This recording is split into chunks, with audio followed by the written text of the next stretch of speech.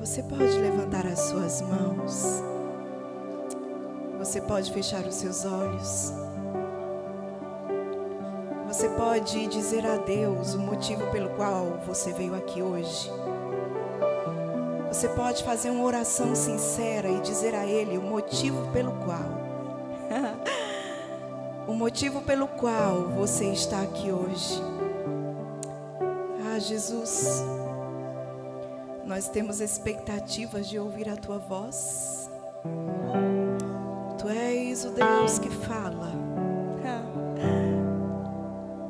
E eu tenho certeza que a mesma motivação do meu coração é a motivação do coração dos meus irmãos. Ouvir a Tua voz. Ouvir a Tua voz. Ouvir a Tua voz. E ter as nossas vidas tocadas, edificadas, exortadas, transformadas, potencializadas, ajustadas, santificadas. Oh, declaramos a liberdade do Deus Espírito Santo nesse lugar. Já te adoramos, já enaltecemos o Teu nome, mas agora iremos nos assentar à mesa que preparastes para nós. Oh, essa mesa posta, essa mesa arrumada, organizada, preparada, com um alimento fresco, um pão quentinho, que é capaz de nos saciar, de nutrir o nosso corpo, nosso espírito, nossa alma. A Tua palavra é viva e eficaz e ela toca as nossas vidas nessas 3 dimensões: espírito, alma e corpo. Rendemos-nos a Ti, Espírito Santo. Estamos certas de que Tu és aquele que perscruta, averigua minuciosamente o que há no coração de Deus e nos revela. Estamos aqui sedentos e receptíveis, como uma boa terra, uma boa terra, arada e preparada, para receber a infalível, a incorruptível, a indestrutível palavra de Deus. E a minha oração, Senhor, é que ela frutifique, que ela cumpra o propósito para o qual o Senhor a designou e ela produza a 30, a 60 e a 100 por um. Ouviremos testemunhos posteriores desta palavra e de tudo quanto o Senhor fez nesse ajuntamento da fé. Ah, eu estou certa de que ouvirei testemunhos desta noite. Te damos graças, Deus, no maravilhoso nome de Jesus. E se você crê e concorda, diz amém. Procura o crente mais bonito que você achar e fala com ele. Eu sei que tá difícil, né?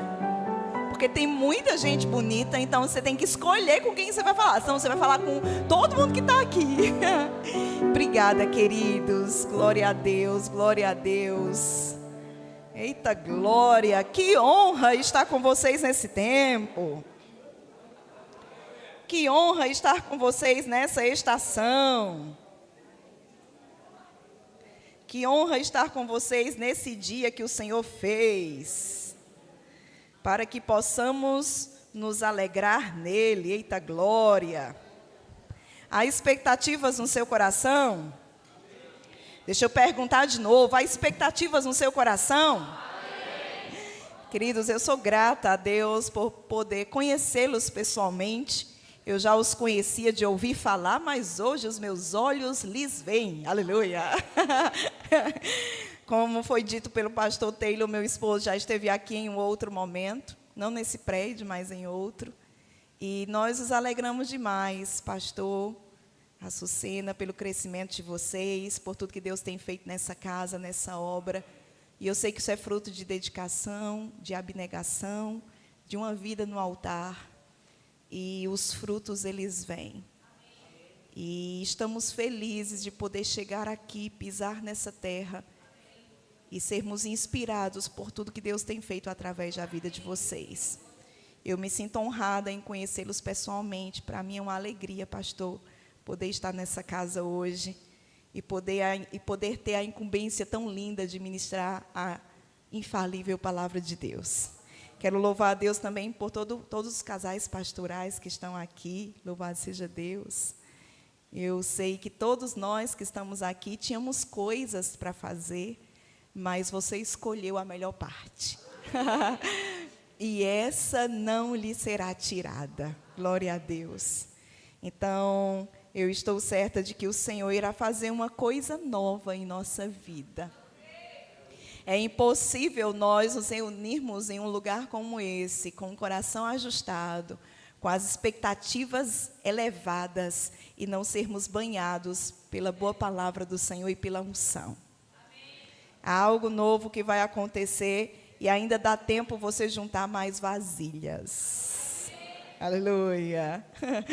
Então, queridos, há uma palavra específica no meu coração para esse evento sobre fé, esse tempo de exaltarmos a palavra da fé, essa palavra que te salvou, essa palavra que te curou, essa palavra que te restaurou, essa palavra que ajustou sua casa, sua família, aleluia, os seus negócios, as suas finanças.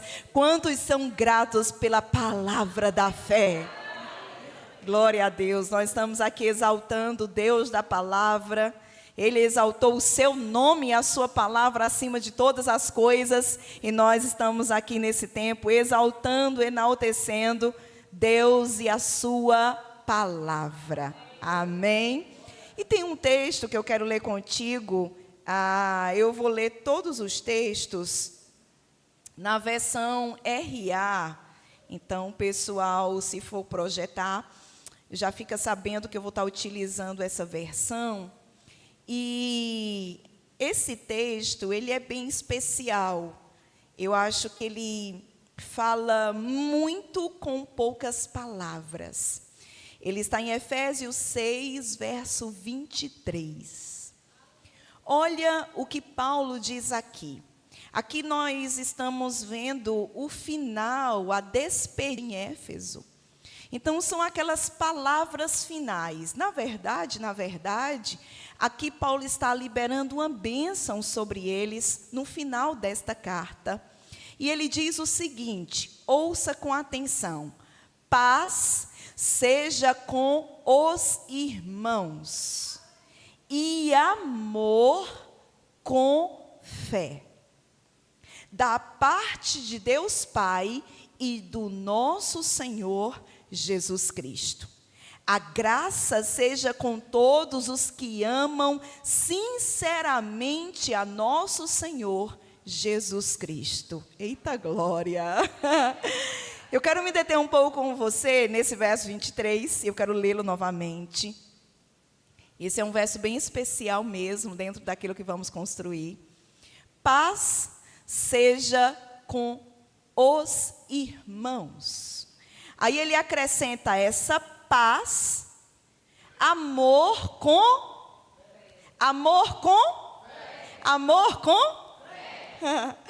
isso dá até um título ou não seria um título, mas um nome que não deixa de ser um título de um podcast. Amor com fé. Eita glória. Se você tem no seu coração de um dia criar algo que vai falar sobre a palavra da fé, essa palavra do amor, olha aí um título maravilhoso para você, Amor com Fé. Um programa na rádio dessa cidade, Amor com Fé, aleluia. Esse verso, ele me chamou muita atenção, desde o momento que eu encontrei essa frase que Paulo fala, amor com fé.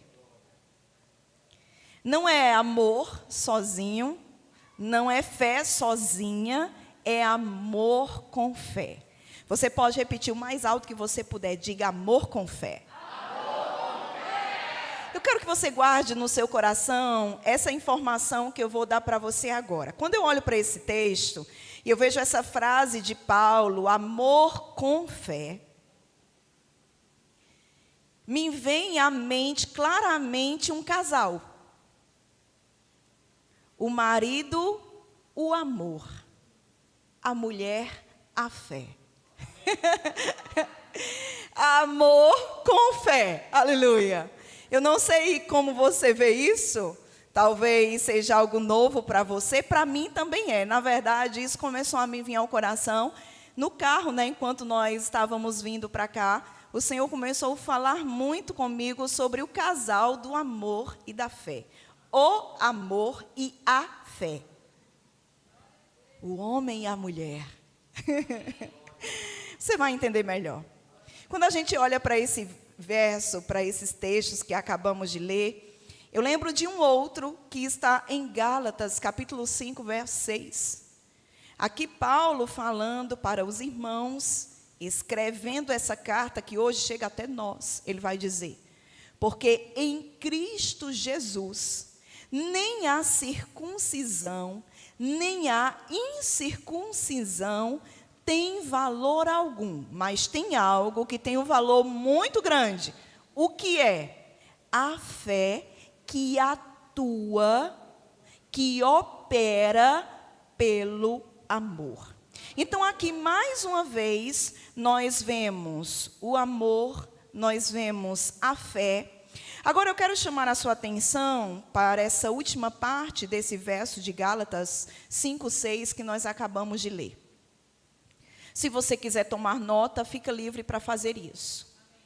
Quando a gente encontra aqui o verbo atuar, porque Paulo vai dizer que a fé, ela atua pelo amor. Aqui mais uma vez eu vejo o casal de mãos dadas, andando lado a lado. A fé, a mulher, e o amor, o homem. Mais uma vez esse casal. Lá no outro texto nós vimos o amor com fé, e aqui nós vemos a fé com o amor. Agora essa palavra, esse verbo atuar que nós encontramos aqui, no original grego é a palavra grega energeu. Escuta com cuidado. Quando Paulo está dizendo que a fé atua pelo amor, Paulo está dizendo que a fé energeu pelo amor. E o que significa energeu ou atuar, operar aqui? A palavra energeu, que é a palavra atua no nosso português, mas energeu no grego, significa ser eficaz, produzir ou mostrar poder. Paulo está dizendo que a fé atua, ou seja, energeu, ou seja, essa fé é eficaz, produz ou mostra poder pelo amor. Então, não tem como a fé atuar, energeu, não tem como a fé ser eficaz, não tem como a fé produzir ou mostrar poder, se não for pelo amor. Quem está entendendo? Queridos, por que isso é tão importante? Porque nós somos o povo da fé, e estamos aqui hoje celebrando a palavra da fé. Mas, amados, se nós temos fé, mas não casamos essa fé com o amor, automaticamente essa fé, ela não vai operar, ela não vai atuar, ela não vai ser eficaz, ela não vai produzir ou mostrar poder. Eu não sei se frente às circunstâncias, às situações, você já chegou até a se questionar se você tem fé. Porque parece uma barreira intransponível, parece um monte que não se move, parece uma circunstância que não se dobra. E, amados, quando nós olhamos para essas coisas, nós precisamos entender que existem inimigos da nossa fé. E um dos inimigos da nossa fé é a falta de andarmos em amor. Paulo aqui ele deixa muito claro que a fé, ela não vai atuar, ela não vai operar, ela não vai ser eficaz. Ela não vai produzir ou mostrar poder se ela não estiver casada, vinculada, aliada, conectada ao amor. Quem está entendendo diz glória a Deus. Então eu estou certa de que fé não nos falta.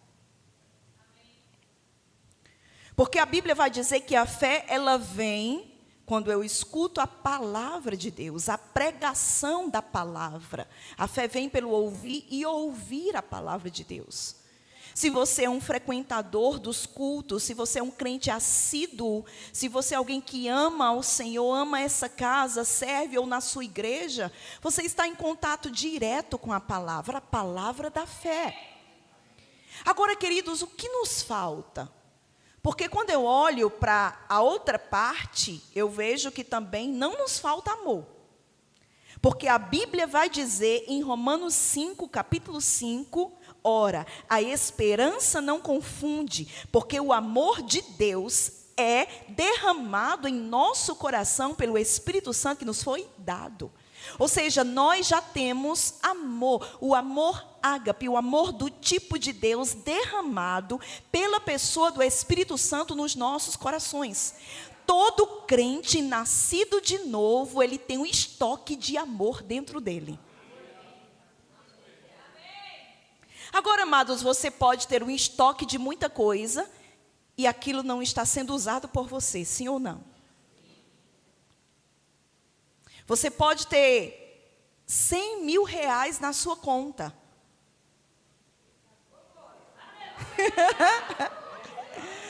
Mas agora, em espécie, você pode não ter R$1. Mas isso significa que você não tem dinheiro? Não, você tem. Você só não está usando a conta bancária, o dinheiro gordo que você tem lá naquele banco. Mas isso não te torna alguém desprovido de recurso, porque você tem. Você só não está utilizando. Então, nós temos a fé e nós temos o amor. Dá um amém, por favor. Nós temos fé e amor. Nós temos fé, porque a Bíblia diz que quando nós nos convertemos, uma medida de fé nos foi dada. Então, nós temos a fé. Essa fé tem crescido. Como é que ela cresce? Como é que ela vem? Como é que esse estoque de fé vai aumentando? Pelo ouvir da palavra. Então, a cada culto que você tem, que você vem, Deus acrescenta mais fé ao seu coração, porque é a palavra que você está ouvindo. Então, fé nós temos. Eu também posso ter fé e não utilizar. Amor nós temos. Eu também posso ter esse amor e não utilizar. Então, amados, eu preciso entender que os dois, repete comigo, os dois.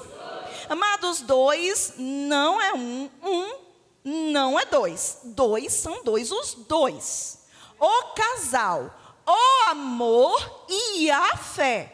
Eles precisam estar conectados, lado a lado, andando juntos, para que possam funcionar juntos.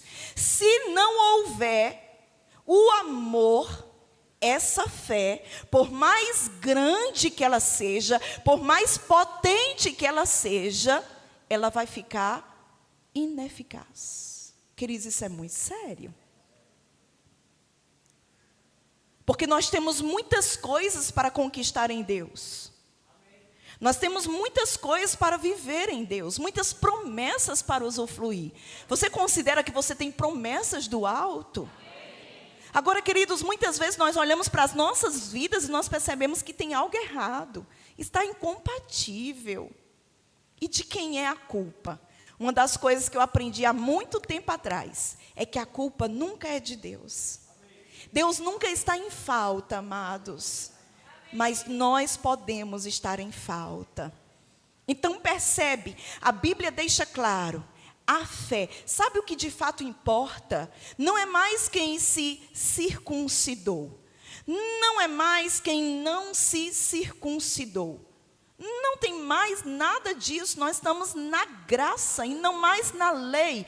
Mas tem algo que Deus espera que atue, que opere em nós, que esteja em nós, o quê? A fé com o amor.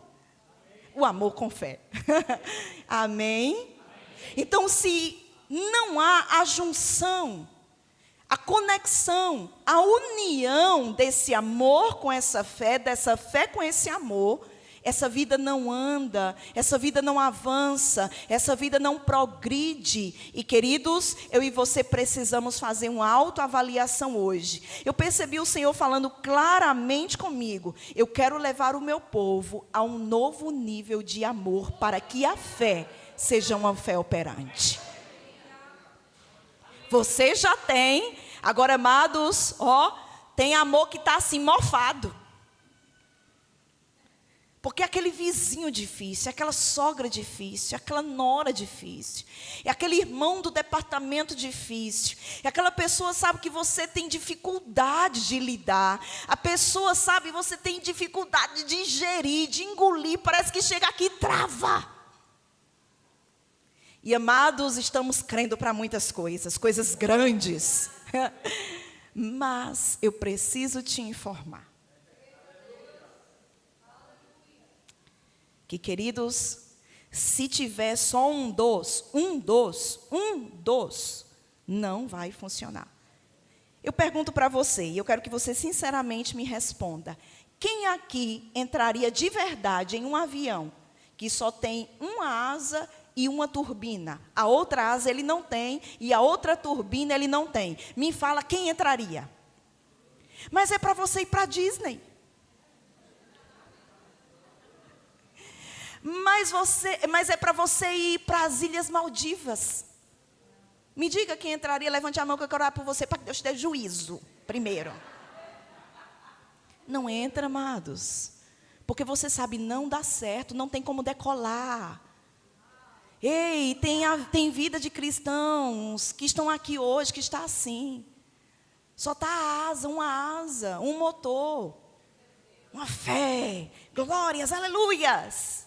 Deus é bom, mas Deus está dizendo, ei, cadê a outra asa? Cadê o outro motor? Deixou no estoque, foi, pois vá buscar. Porque senão a aeronave não voa, meu irmão. Você vai ficar o tempo todo aterrissado ali, sabe? Pode até fazer como os aviões fazem, taxiando na pista, mas não tem capacidade de voar. Por quê? Porque está faltando algo, e aquilo é indispensável. Então pensa comigo, qual é a área da sua vida que está literalmente aterrissada?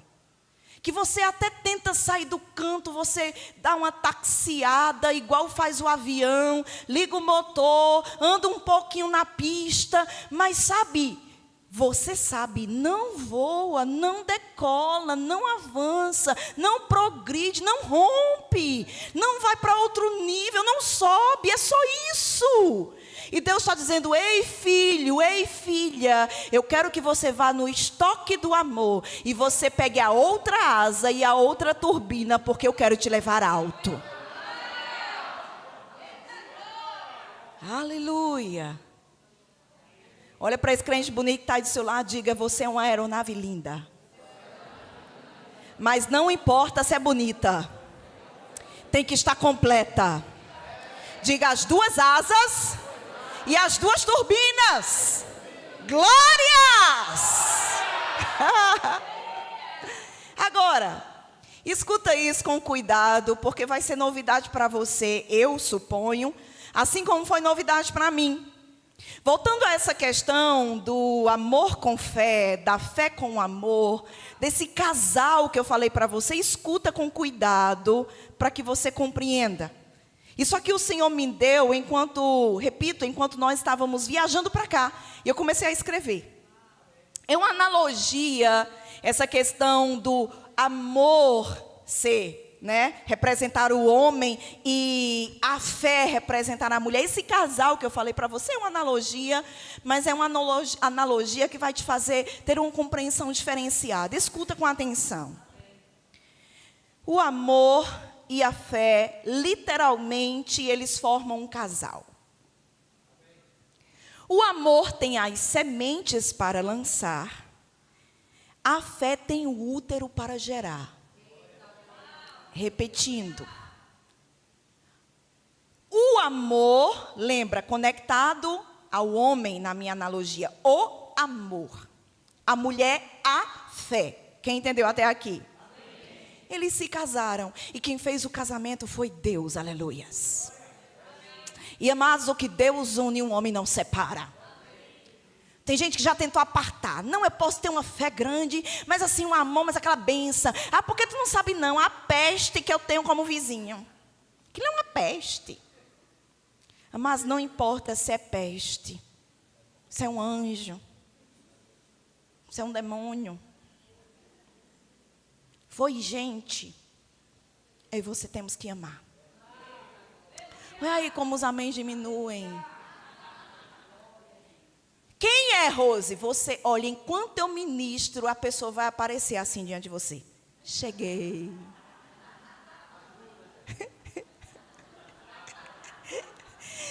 Porque a minha pessoa não é a sua pessoa. Os meus relacionamentos não são os seus relacionamentos.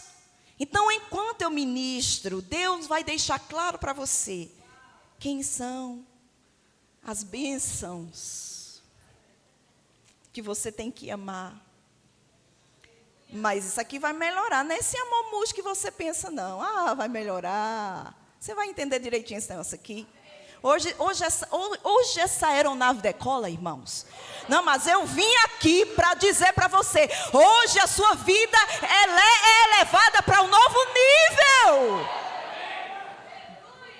Voltando à analogia, o amor é o quê? O homem. A fé é a... Deus fez o casamento dos dois. Um colocou o anel no dedo do outro e disse: nem a eternidade separa. Sua cara está ótima. Escuta, o amor diz respeito ao homem. A fé diz respeito à mulher. Então, ouça com cuidado o que eu vou te dizer agora. O amor tem as sementes. Não é o homem que tem as sementes? Sim ou não? O amor tem as sementes para lançar, mas a fé tem o útero para gerar. Se o objetivo é frutificar, se o objetivo é frutificação, ouça, de nada adianta as sementes do homem sem o útero da mulher. De nada adianta o útero da mulher sem as sementes do homem. Tem que haver os dois. Porque só o contato dos dois pode gerar vida, milagre, frutificação. Sim ou não? Sim. Aleluia.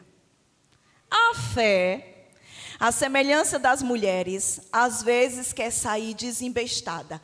Qual é a mulher aqui que se identifica? Você é aquela acelerada. Porque todo casamento tem assim, tem o freio e tem um acelerador. Normalmente as mulheres que eu conheço, eu não sei daqui de Timbaúba, mas as mulheres que eu conheço, em todos os lugares que eu vou, a maioria, existem as exceções, mas a maioria são aquelas irmãs desembestadas que vai na frente. E às vezes ela olha para o marido e diz: vamos, me agiliza, homem. Homem descansado na vida, meu Deus. Aleluia. Trazendo para o nosso contexto, às vezes a fé, a mulher vai na frente desembestada. A fé, porque eu vou conquistar, está escrito, eu declaro a palavra, a tua palavra diz, se ela quer, se ela quer, se ela quer, se ela quer, se ela quer, se ela mais quer. E o amor está lá, atrás. Não vai dar certo. Ou o amor vem, ou a fé vai. Mas uma coisa é certa, tem que dar as mãos. Deixa eu dizer de novo, tem que dar as mãos. Como é que você percebe sua fé? A gente aprendeu, declare a palavra, afirme o que está escrito. E amados, isso é real, é verdade, é Bíblia, é bíblico, mas não é tudo. Às vezes a nossa fé está, sabe, inventa e poupa, mas o amor está lá no estoque. É aquele avião que já ligou o motor, se amostrando na pista, porque só tem uma asa e uma turbina. Vai para onde, benção? Tu vai cair, infeliz. É ou não é, queridos? É. E é tão verdade que você não entraria num desse. Sim ou não? Sim. A fé, a semelhança das irmãs, de algumas irmãs, de algumas. Às vezes ela vai, sabe, na frente assim, desembestada. Mas eu preciso dizer, ei, não. Tem que aprender a dar as mãos ao amor. A fé que funciona, a fé que atua, a fé que tem poder, vai ter que aprender a dar as mãos ao amor. Cadê você? Voltando à analogia que eu fiz contigo anteriormente, que a fé tem um útero para gerar e o amor tem as sementes para lançar. O útero da fé, amados, tem muito potencial. Sim ou não? Sim. As sementes do amor também têm muito potencial. Pensa aí no homem e na mulher.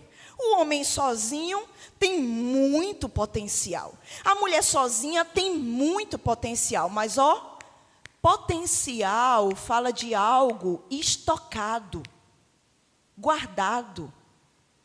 Deus não quer apenas que o amor tenha o seu potencial e a fé tenha o seu potencial. Deus quer unir ambos para que ambos se tornem uma potência.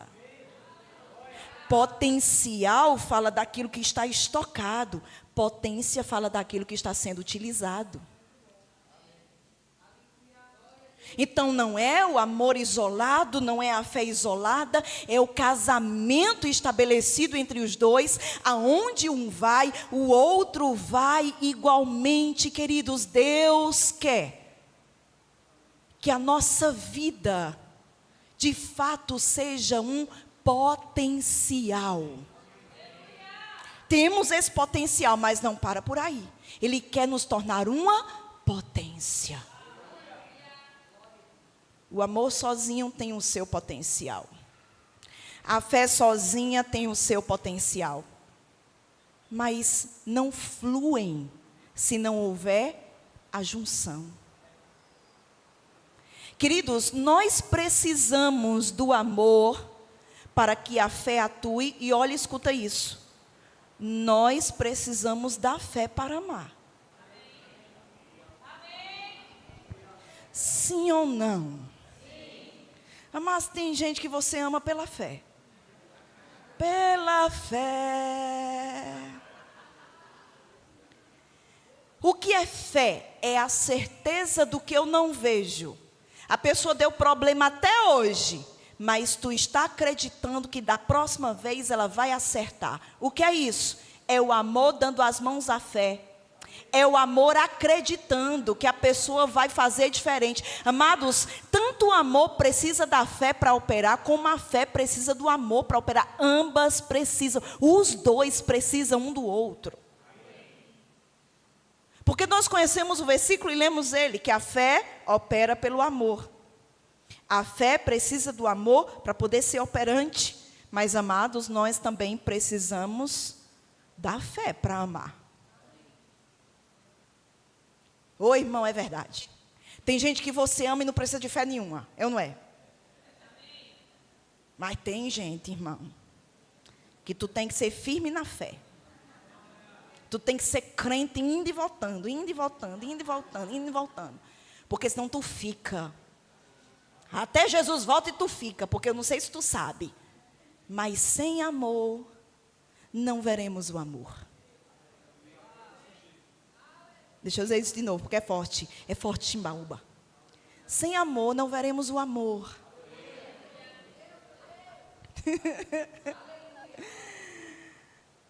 Então, amados, entende que esse casalzinho você não pode separar.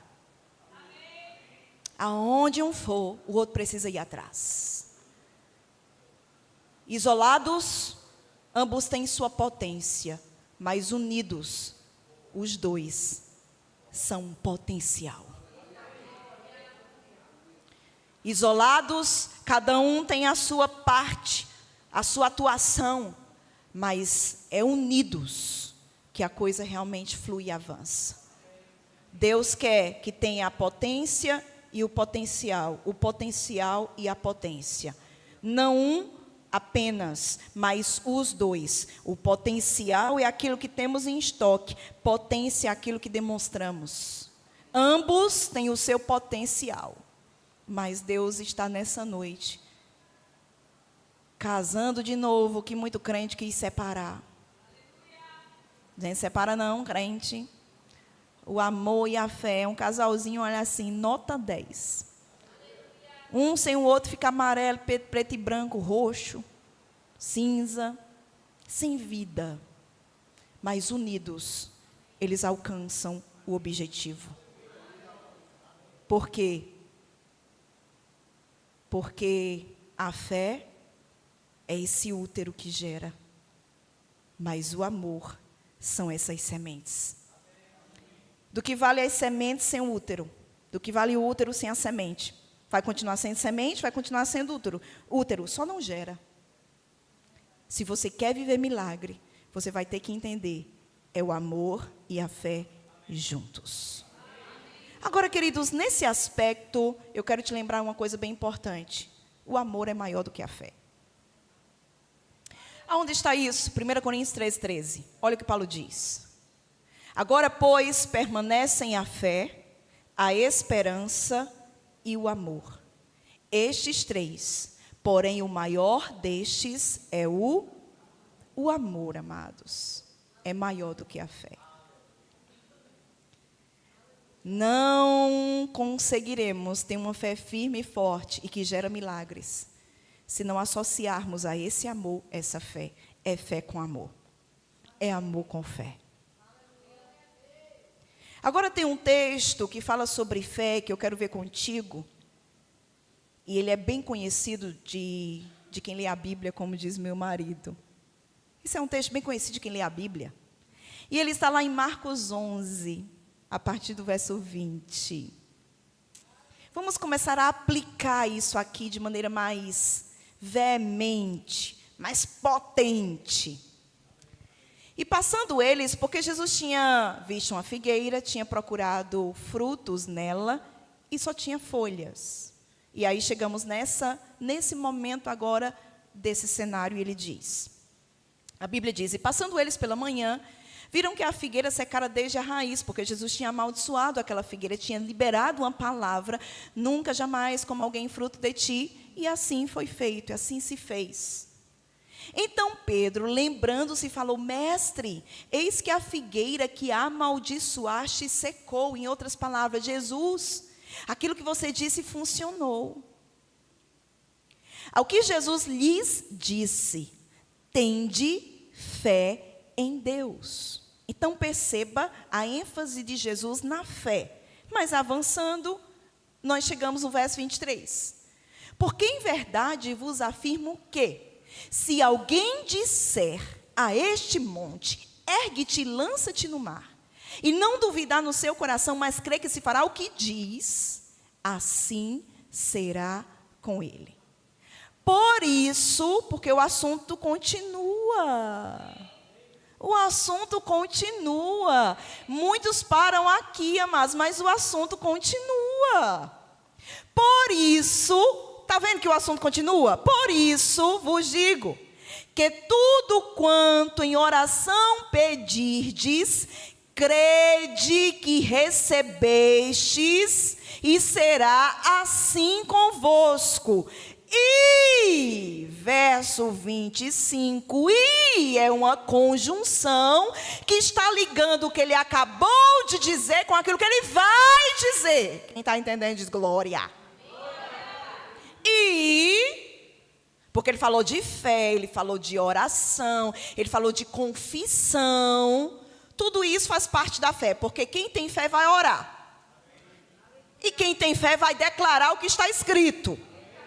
Mas não para aí. Ele diz: e quando estiverdes orando, se tendes alguma coisa contra alguém, perdoai. Para quê? Para quê? Olha, eu amo Deus, porque assim, ele poderia só dizer assim: só faça o que eu mandei. Eu me lembro manhã quando dizia: Rosinha, faça isso. Rosinha, faça isso. Aí eu dizia: manhã, para quê? Ela disse: não é da sua conta, só faça. Deus não é assim. Ele diz o porquê. Glórias. Quando ele chegou para Adão e disse: não coma do fruto da árvore do conhecimento do bem e do mal, porque no dia que dela comerdes, certamente morrereis. Oh Deus, oh Pai maravilhoso. Olha, mas nós seguimos o modelo de paternidade de Deus, ninguém erra com os filhos. Deus dizendo aqui: e quando estiveres orando, se tende alguma coisa, se tende alguma, mas é só uma, Rose, é só uma formiguinha assim. É só uma raposinha. Olhe, cuidado, porque raposinha se torna raposona e dá cria. E daqui a pouco a vinha inteira está devastada. Porque foi uma raposinha que você tolerou, foi uma mágoa que você tolerou, foi um ressentimento que você tolerou, foi uma indisposição com alguém que você tolerou. Cuidado, amados, porque problema administrado é problema potencializado. Se você entende que falta de perdão, falta de amor é pecado, você não deixa isso crescer. Você corta o mal pela raiz. E quando estiveres orando, está lá você fervoroso: oh, aleluia, Pai, eu declaro, esse ano, desse ano passa, eu declaro, Tu és o Deus que muda o tempo e as estações, tira rei, estabelece rei, Senhor, esse ano, vai ser esse ano, aleluia. E quando estiveres orando, oh, aleluia, no fogo, no manto, no reteté, se tendes alguma coisa contra alguém, perdoai. Para quê? Para que vosso Pai Celestial vos perdoe as vossas ofensas. Ai, eu não quero, Mariquinha é terrível, aquela bruxa, aquela mulher, não suporto ela. Rosa, você está dizendo isso porque você não sabe quem ela é. Se você passasse um tempinho perto dela, você não sabe não, porque eu não sei se você sabe, mas tem gente que fala e se balança.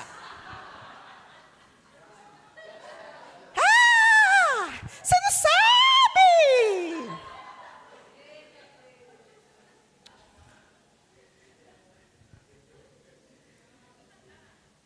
Se tens alguma coisa contra alguém, perdoai, para que o vosso Pai Celestial vos perdoe as vossas ofensas. Mas, verso 26, se não perdoardes, também vosso Pai Celestial não vos perdoará as vossas ofensas. Mas é muito sério.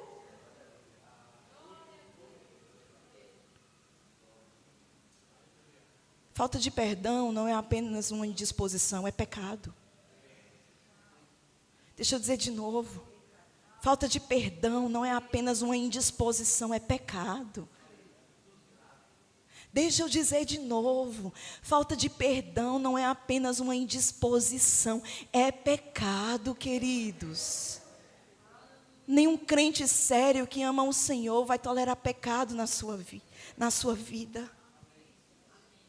Mas em algum lugar na nossa consciência a gente tirou a falta de perdão do ranking de pecado. Mas é pecado, amados. É pecado. E nós impedimos o fluxo da graça de Deus sobre nós. Porque Jesus disse, mas são palavras de Jesus. Ele disse, se você não perdoa, o Pai também não vai perdoar as ofensas de vocês. Agora, amados, quando você lê o livro, eu até trouxe ele, ficou dentro do carro. O da gente, a capinha é bem velhinha. É o livro Amor, Caminho para a Vitória. Irmão, quem quer vitória esse ano? Deixa eu perguntar de novo, tem crente que está com dúvida depois dessa pregação.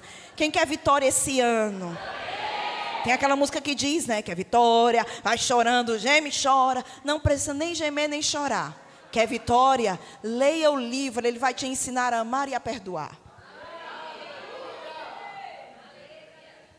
Deve ter na sua livraria, senão você vai poder adquirir em outra oportunidade.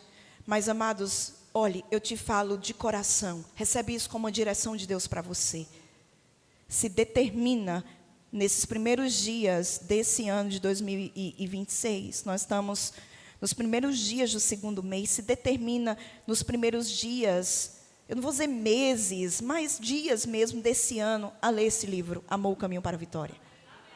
Todo crente precisa ler o livro do irmão Kenneth Hagin, Amor, o Caminho para a Vitória. Na verdade, eu te diria que todos os anos você precisa ler esse livro. Por quê? Escuta isso. Por quê? Nesse livro e em outros livros, o irmão Kenneth Hagin, ele vai dizer algo bem importante. Eu quero que você redobre sua atenção. Ele vai dizer o seguinte: se você percebe que a sua fé não está operando, a primeira área da sua vida que você deve avaliar é a inclemência. Repetindo. Se você percebe que a sua fé não está operando, a primeira área da sua vida que você deve avaliar é a inclemência. E eu sei que esse nome não é familiar para nós, inclemência. Por isso eu fiz questão de trazer para você o que significa inclemência. Escuta com cuidado. Se a sua fé não está operando, a primeira área que você deve avaliar, visitar, para ver como é que está, é a área da inclemência. Rose, o que é inclemência? Escuta com cuidado. Inclemência é dureza no trato com os outros. Vai melhorar.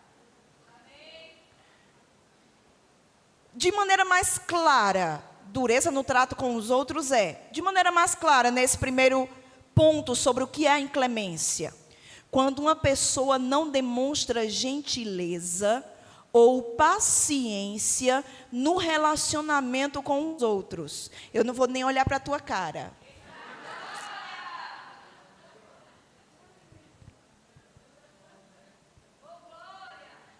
Isso aqui, amado, já foi o chicote que passou em todos nós agora.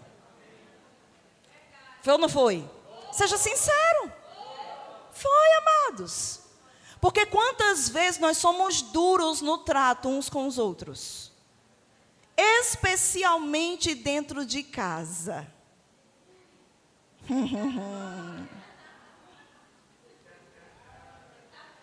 E os maridos são campeões.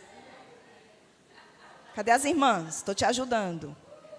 E as irmãs não ficam atrás, não, meu amigo, porque é cada mulher ignorante. Cada mulher ignorante no meio do mundo, que eu não sei, acho que elas foram criadas aos pés de Maria Bonita. Não, mas você tem que ser criada aos pés de Jesus Cristo. Ah, porque meu pai, porque minha mãe, porque a minha casa, porque a minha família, porque era assim. E eu quero dizer, você nasceu na família de Deus, agora imita Deus. Quem é bom em desculpa não é bom em mais nada. Que paremos de dar desculpas e comecemos a dar frutos. Eu só estou no primeiro ponto, que é a inclemência. Segundo significado do que é inclemência, porque se a fé não está funcionando na nossa vida como deveria, a primeira área que a gente deve avaliar, segundo o irmão Kenneth Hagin, é a inclemência. O que é inclemência? Segunda coisa, falta de compaixão. Quando alguém não perdoa e age com frieza, sem considerar os sentimentos do outro. Estou olhando para a parede, tá? Terceira coisa que é inclemência. Essa aqui é forte, Timbaúba, Brasil. rigor excessivo no julgamento. Quando não damos uma segunda chance e tratamos o erro do outro com dureza e sem misericórdia. É aquele crente que diz: comigo só faz uma vez, e quando fizer, faça bem feito. Glórias ao capeta.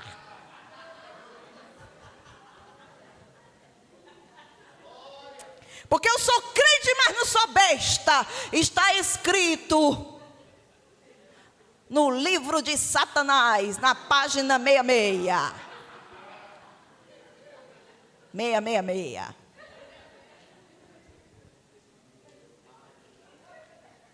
Ô, palavra maravilhosa, eu não é, irmão? Olha, hoje Deus está limpando assim os nossos corações. Porque amanhã, olha, amanhã vai ser assim. Mas hoje eu estou com a missão da faxina, ó. Pegando a vassoura e vamos, crente, vamos varrendo essa mágoa, colocando para fora, porque tu não é lixeiro, tu é vaso. Crente, tu não é lixeiro, tu é vaso. Tem muito lixo emocional guardado aí, tu não é lixeira, tu é vaso. Esse é um ano que Deus vai derramar uma unção nova sobre a sua vida. Porque o odre está novo, o odre está novo. Odre novo chama vinho novo, queridos. Ah, você não é lixeira, você é vaso na mão do oleiro. Pega o seu dedo de profeta, coloque na venta do seu irmão e diga: você não é lixeira, você é vaso, crente.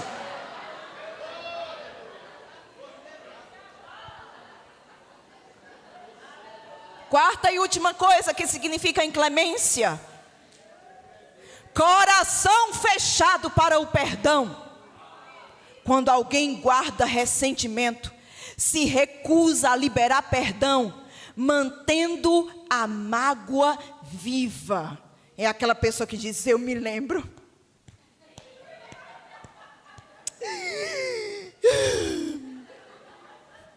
Eu sinto, chega, me arrepio. Como se fosse hoje. Faz 20 anos que ele me traiu.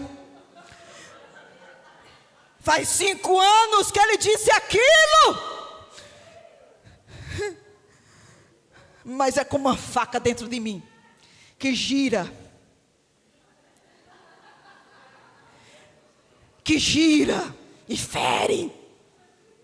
Amados, sabe por que fere? Sabe por que gira? Porque você está dando ibope.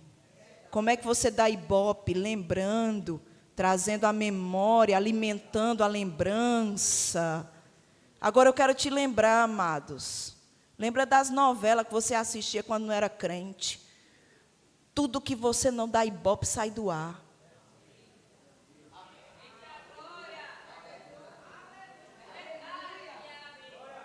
Para de dar ibope à falha que foi cometida.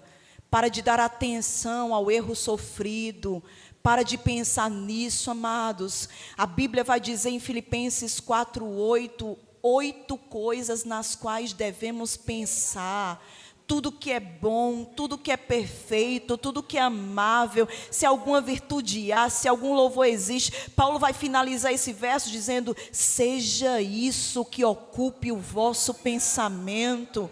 Eu não posso deixar minha mente aberta e receptível para todo tipo de seta do diabo. Eu preciso ser intencional nos meus pensamentos, decidir pensar na virtude do outro, no bem do outro, naquilo que o outro tem de melhor. Amados, faça esse exercício. É impossível você ocupar sua mente com aquilo que é bom e você viver o que é ruim. Mas é impossível você viver o que é bom pensando no que é ruim. A inclemência no relacionamento significa ser inflexível e severo. Mas Deus nos chama hoje para agir com graça e amor. Aquela graça que nos alcançou e aquele amor que nos alcançou. Deus nos chama hoje, amados, para escolhermos o perdão, escolhermos perdoar, E escute, restaurar os laços invisíveis que endureceram, esses laços, restaurar esses laços que foram removidos, eliminados por causa da dureza que veio no nosso coração. Deus nos chama para restaurar esses laços. Esses laços que você nem vê, mas eles existem. Eles são invisíveis, mas eles existem. E quantos laços foram cortados, quantos elos foram quebrados por causa da inclemência nas nossas vidas. Deus nos chama a restaurar laços, queridos, ao invés de endurecermos o nosso coração. Se você é crente, diz: eu recebo. Agora, irmão, o buraco é mais embaixo. Tem pior, tem pior. Eu quero te mostrar esse texto e agora eu queria que a mídia projetasse, por gentileza, na NVT. Nova versão transformadora, por gentileza. 2 Coríntios 2, verso 10 e 11. Aqui é Paulo falando, e ele vai dizer o seguinte, tá? Filipenses 4:8, coloca para mim, por favor, 2 Coríntios 2, verso 10. 2 Coríntios 2, verso 10. Olha o que Paulo afirma nesse verso. Você pode ler aqui comigo, por favor, por mais que você esteja com sua Bíblia, porque aí a gente lê tudo nessa versão, pode ser? Olha isso. Se vocês perdoam esse homem, eu também o perdoo. E quando eu perdoo o que precisa ser perdoado, faço na presença de Cristo em favor de vocês, para que Satanás não tenha vantagem sobre nós, pois conhecemos os seus planos malignos. Amados, olha o que Paulo diz. Ele diz no verso 10, se vocês perdoam esse homem, eu também o perdoo. E quando eu perdoo o que precisa ser perdoado, eu faço isso na presença de Cristo. Agora escuta, quando eu não perdoo o que precisa ser perdoado, eu também faço isso na presença de Cristo. E eu estou indo na contramão daquilo que Ele me mandou fazer, do mandamento que Ele me deu. Agora, amados, olha o que Paulo diz no verso 11. Por que Paulo perdoava? Ele diz, para que Satanás não tenha vantagem sobre nós, pois conhecemos os seus planos malignos. Amados, falta de perdão dá vantagem para o adversário. Falta de perdão dá vantagem para o diabo. Falta de perdão dá a Satanás um espaço para trabalhar nas nossas vidas. Porque a minha Bíblia diz em Efésios 4, 27, Paulo escrevendo para crente, ele vai dizer, não dê lugar ao diabo. Paulo sabia muito bem disso, amados. O diabo é astuto, ele tem planos malignos. A partir do versículo 1, tem um texto bem interessante, uma história que ministra muito aos nossos corações, e diz assim, certa mulher, das mulheres dos discípulos dos profetas, clamou a Eliseu, 2 Reis 4, verso 1, clamou a Eliseu dizendo, meu marido, teu servo, morreu. Ou seja, essa mulher estava viúva. Tu sabes, estou lendo na RA, tá? Tu sabes que ele temia ao Senhor. É chegado o credor para levar os meus 2 filhos para serem escravos. Perceba que essa mulher estava com um problema muito sério. Ela já tinha perdido o marido e agora esse marido morto deixou dívidas. E para que a dívida fosse paga, os 2 filhos dela seriam levados como escravo. Amados, uma devastação estava prestes a acontecer na família dessa mulher. Uma mulher que já era viúva, tinha perdido o seu provedor. O homem morreu deixando dívidas e agora os 2 únicos filhos que ela tinha estavam para ser levados pelo credor, para que a dívida fosse paga. Eliseu lhe perguntou, verso 2, que te hei de fazer? Dize-me que é o que tens em casa. Que é que você tem em casa? Disse Eliseu. Ela respondeu. Olha a resposta dessa mulher. Ela respondeu: tua serva não tem nada em casa, senão uma botija de azeite.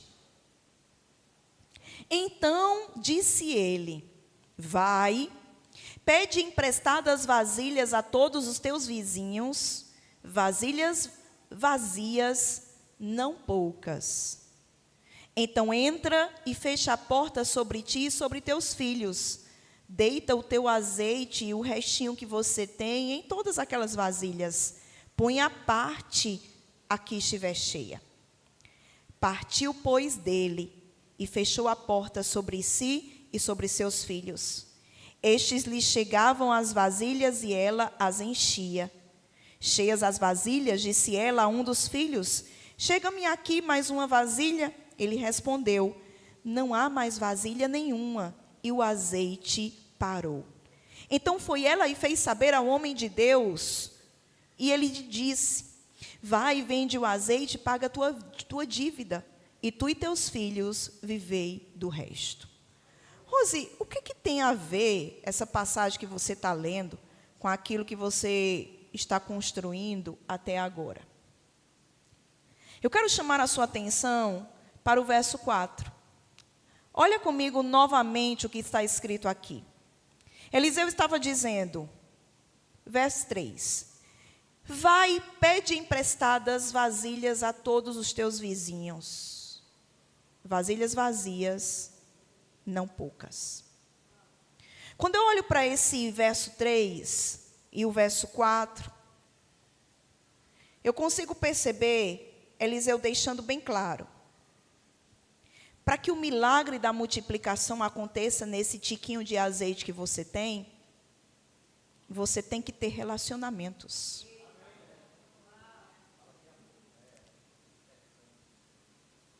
Eu pergunto para você, quantas vasilhas aquela mulher teria conseguido se ela tivesse um relacionamento ruim com as suas vizinhas?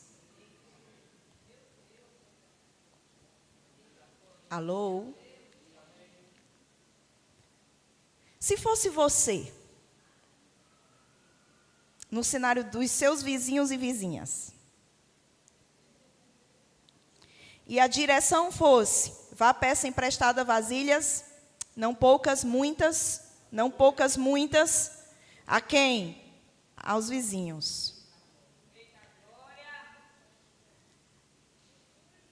O que ia acontecer na tua vida? Porque aquele vizinho chato, que tu fala mal dele dentro de casa, que tu às vezes até amaldiçoa, porque ele liga o som, porque ele coloca o carro na tua porta, porque ele não fala contigo e tu não fala com ele. Se a tua rua, se você dependesse da tua rua, da rua que tu mora, dos vizinhos que lá estavam, para trazer vasilhas, quanto de azeite tu teria? Irmãos, eu queria tirar uma foto da cara de vocês e botar ali na saída de despedida. Olha a sua foto de despedida. Tinha que estar assim, ó. Deus estava ensinando a essa mulher a cultivar relacionamentos antes de receber milagres. Deixa eu dizer de novo. Deus estava ensinando a essa mulher a cultivar relacionamentos antes de receber milagres. Agora, mas eu quero te fazer uma pergunta. A pergunta que Deus me fez, eu vou fazer a você. Eu te pergunto: quanto das bênçãos que Deus quer liberar sobre nós tem literalmente esbarrados nos nossos relacionamentos desajustados? Foi grande, profunda, deixa eu repetir. Eu te pergunto: quanto das bênçãos de Deus, quanto das bênçãos que esse Deus poderoso quer liberar sobre nós, tem esbarrado nos nossos relacionamentos desajustados. Agora, isso é tão sério, porque talvez você diga, não, mas isso aqui, Rose, está no Antigo Testamento. Isso aqui é tão sério, amados, que a Bíblia vai dizer em 1 Pedro, capítulo 3, a partir, verso 7. 1 Pedro 3, 7. A Bíblia vai dizer o seguinte, para os maridos, tem homem aqui? Amém. Não fuja, não. Tem homem aqui? Amém. Alguns estão com dúvida. Tem homem aqui? Amém. Me assuste, não. Para os homens, mas descansa, porque isso não é só para os homens, não. Isso é para todo mundo. Por que Pedro citou os homens, os maridos? Porque são mais propensos. Mas todos nós, amados, isso aí é uma régua que passa em todos nós, viu?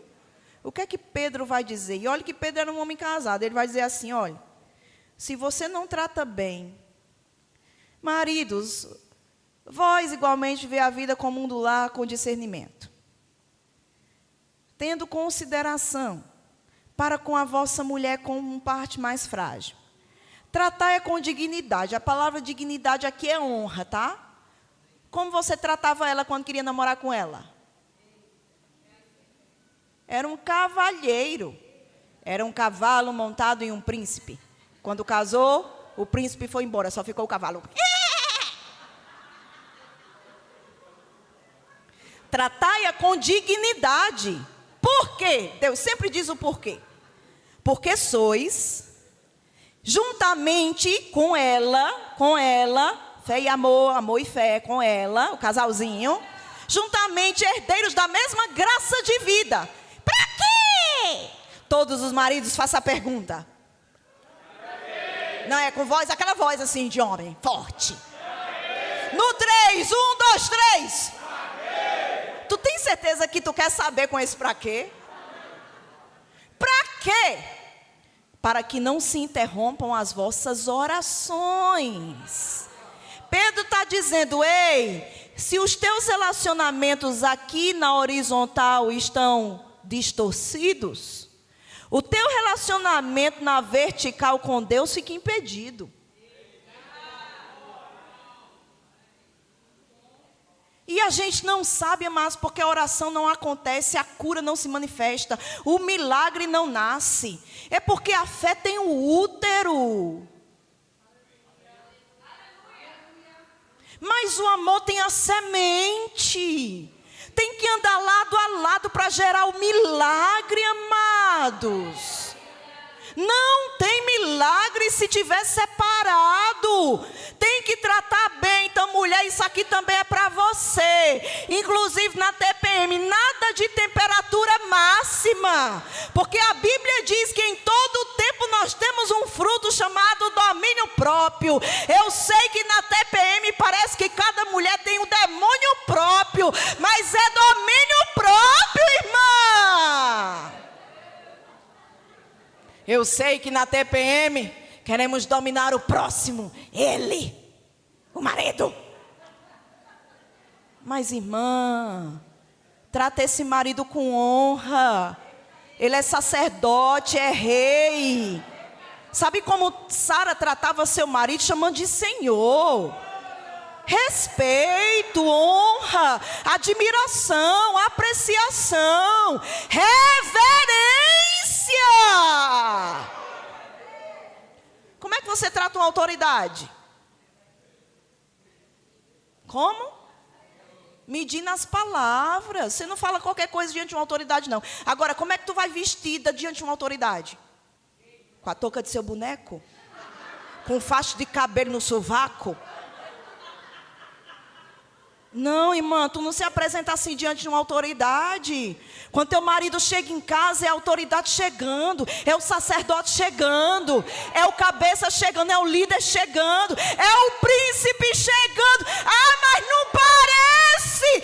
Eu sei, mas pela fé, lembra da fé? Começa a tratar ele como um príncipe, porque pela fé ele vai se transformar.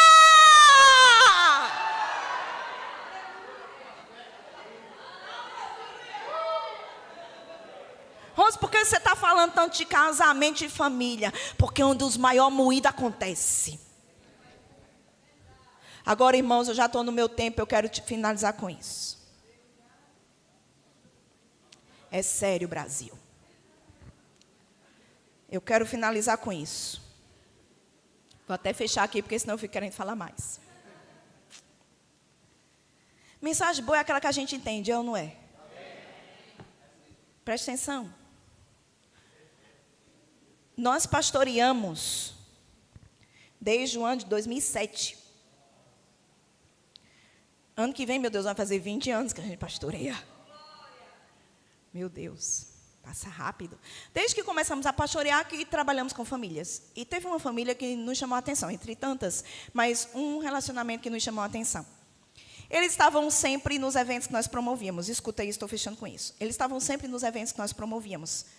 E sempre promovemos evento para casais. Desde que começamos o nosso pastoreio, sempre tivemos esse trabalho assíduo com casais. Hoje é bem mais. Todos os meses nós temos 2 oficinas no mês. Mas sempre tivemos isso na veia, sabe? E o tempo todo dando suporte aos casais, para que de fato eles saibam como lidar, como fazer no dia a dia dos seus relacionamentos, assim como vocês fazem aqui todos os meses. E nós estávamos lá, queridos, trabalhando, e de repente, sabe, começamos a lidar com um casamento bem complicado. Olha, nada resolvi, irmã. Era um moído tão grande, minha filha. Olha, não sei o negócio daquele, não. Aquele não resolvia, meu irmão, de jeito nenhum. Olha, você ficava pensando assim, o que é que essas bênçãos, para não dizer peste, o que é que essas bênçãos têm nessa cabeça? O que é que essas bênçãos querem? Ô, os infelizes de porta, consumindo meu juízo. Horas a gente está aconselhando, e não anda, irmão, no caminho, o negócio não prospera. Espero que seja só para o lado de lá. E aí, eu digo para você, pastor, irmã, teve uma hora que eu disse assim, pai, eu estou no meu limite. Eu não quero mais não. Não quero mais ajudar, não quero mais fazer nada. Já cheguei assim no topo. Já fiz tudo que eu devia fazer.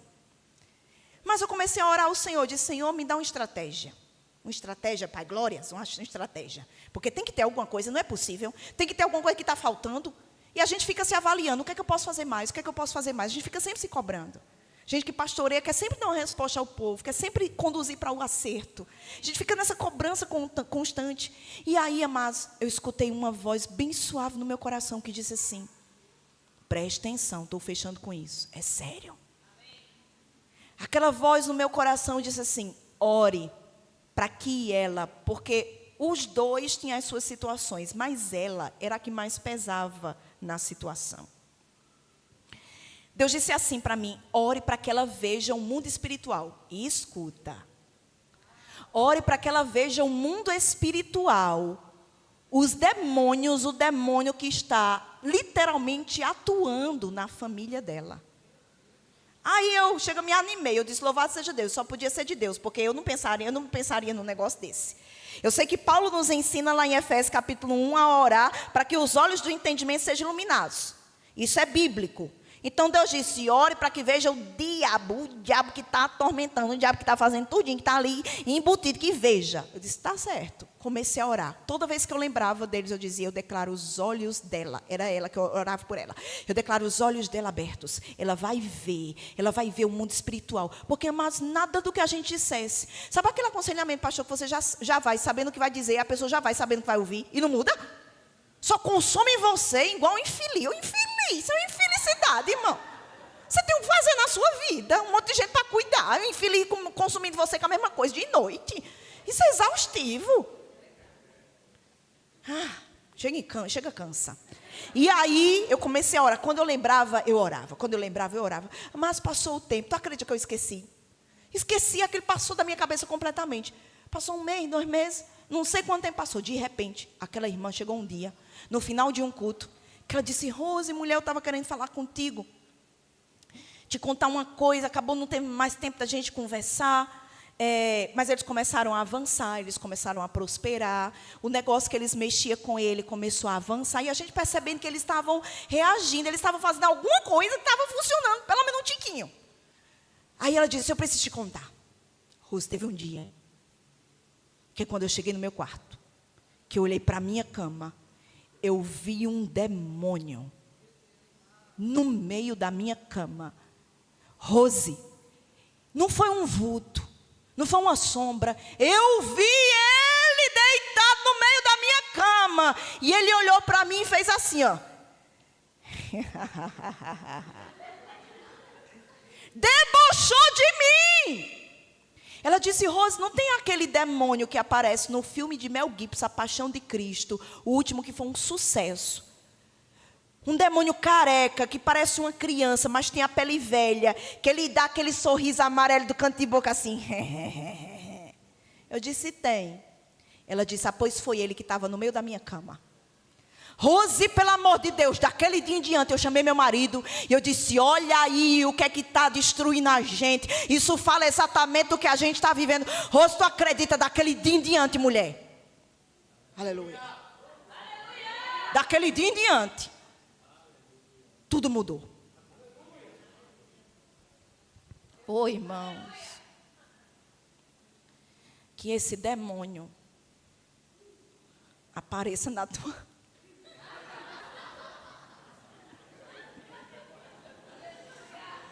na tua cama, no teu armário, na tua geladeira. Por que você está dizendo isso, Rose? Porque nos falta muito, escuta, nos falta muito de considerar o mundo espiritual nos nossos relacionamentos. A gente luta com quem deveria se unir e não entende que por causa disso o diabo começou a dividir. A sua luta não é contra a sua sogra, não é contra a sua nora, não é contra seu marido, não é contra a sua esposa, não é contra aquela pessoa que te passou um calote. Não é. A nossa luta é contra principados e potestades. E nos falta muito discernimento. A gente luta, milita com as pessoas que a gente deveria se unir, pensando que o mal é ela, que o problema é ela. Amados, considera o mundo espiritual. Que aquilo que está embutido, mas está operando, que Deus acenda a luz, para que os seus olhos possam notar e perceber. E a partir de hoje você ame, você zele, você cuide, você perdoe, você faça o que precisa ser feito nos seus relacionamentos. Fique de pé. O grupo de música pode vir. Pai, eu quero te dar graças. Eu ensinei a tua palavra, eu ministrei a tua palavra. E eu sei que ela é como espada de dois gumes, que penetra ao ponto de dividir alma e espírito, juntas e medulas. Ela é apta para discernir as intenções e propósitos do coração. Que toda cegueira espiritual das nossas vidas, nos nossos relacionamentos, caiam por terra.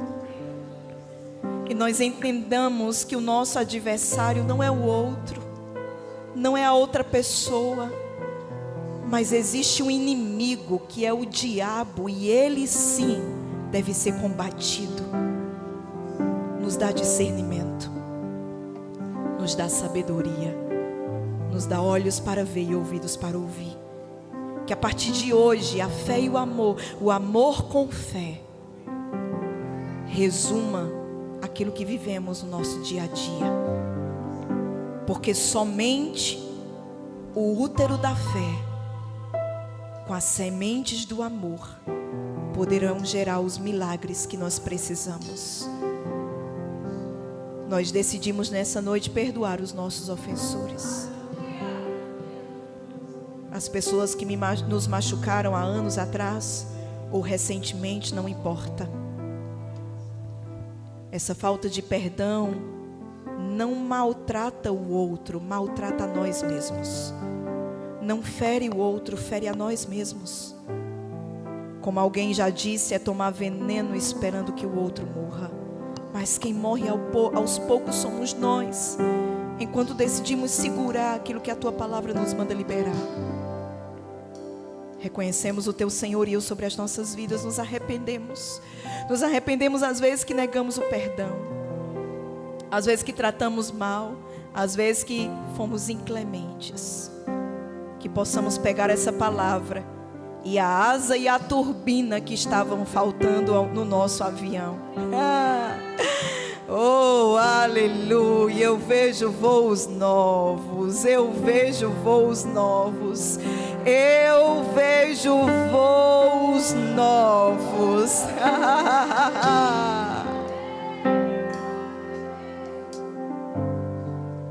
Pastor, a unidade dessa igreja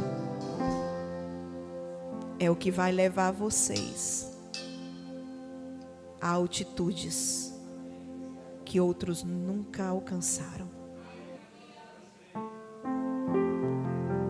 Há uma nota muito forte no meu coração. Esses 1000 têm uma base sobre eles. A base é a unidade. Deus lhe dará estratégias para trabalhar isso mais e mais. Eu sei que o Senhor já tem feito, eu sei que o Senhor já tem trabalhado, eu sei que o Senhor tem demonstrado com a sua vida a unidade para essa igreja. Mas existe uma nota específica.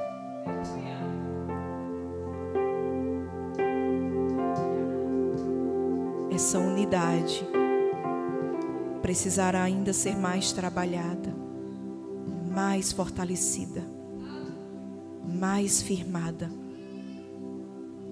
porque esses 1000 precisa de um aeroporto seguro para pousar e voar depois, para pousar e voar depois, para ir e vir com segurança. Deus lhe dará estratégias específicas, trabalhando com os líderes, trabalhando com os liderados, de maneira intencional, como nunca, com uma marcha de força, unidade. Porque quando Deus une um povo, tudo que precisa ser construído é construído. Quando Deus desceu para olhar a construção da Torre de Babel, Ele disse algo que me chama muita atenção. Se a gente não intervir, nada será impossível para eles. Na unidade, nada é impossível. Todos os líderes de departamentos, levante sua mão onde você está. Deus te dará sabedoria para apagar incêndios, conectar corações, reacender propósitos, alinhar comportamentos. Não tolere nenhuma fala de disse-me-disse. Sente, converse, direcione, oriente, una, porque disso depende o crescimento do departamento e, consequentemente, o crescimento dessa igreja. Unidade, unidade, unidade. Esse é o segredo. É nela que Deus ordena a bênção e a vida para sempre. Aquele cheiro de divisão, aquele foquinho de incêndio que começa, Deus está levantando bombeiros nessa noite. Bombeiros que vão apagar o fogo errado para que o fogo certo seja aceso. Unidade na sua casa, nas suas alianças, no seu trabalho, aonde você chegar. Eu quero finalizar perguntando se há alguém aqui hoje que gostaria de receber Jesus como seu Senhor. Talvez você tenha vindo convidado, alguém te abençoou com esse evento e você ainda não recebeu Jesus como seu Senhor. Se você está aqui, você quer receber Ele hoje, eu não poderia descer sem fazer esse apelo a alguém. Ou então, um dia você fez, mas se esfriou, se afastou, e hoje você quer voltar. Se você está aqui, quer receber Jesus pela primeira vez ou voltar para Ele, só dá um sinal com a sua mão, eu quero orar por você. Há alguém? todos salvos. Seja abençoado na prática dessa palavra. Foi uma honra poder estar com vocês. Avancem e voem alto.